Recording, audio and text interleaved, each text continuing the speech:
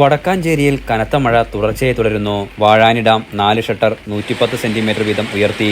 കുന്നുകളിൽ നിന്ന് ഒഴുകിയെത്തുന്ന വെള്ളം കാക്കിനിക്കാട് കനാലിലേക്ക് ഇറങ്ങി.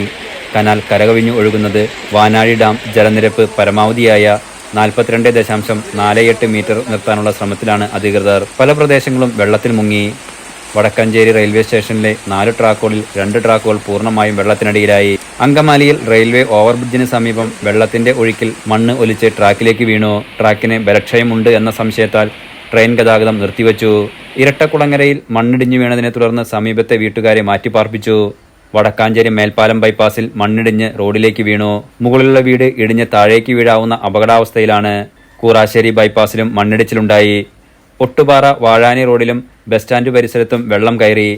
ഉത്രാളക്കാവ് ക്ഷേത്രത്തിന് ചുറ്റുമുള്ള പാടം പൂർണ്ണമായി മുങ്ങി. ഓട്ടുപാറ വാഴാനി റോഡിൽ വെള്ളം കയറി ഗതാഗതം തടസ്സപ്പെട്ടു.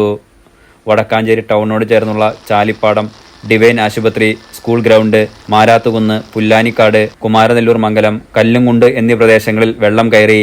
മാരാത്തുകുന്ന് വെള്ളക്കെട്ടിൽ കുടുങ്ങിയ താമസക്കാരെ ഫയർഫോഴ്സ് എത്തി ഫൈബർ ബോട്ടുകൾ രക്ഷപ്പെടുത്തി. Enlight news, Vadakkanchery.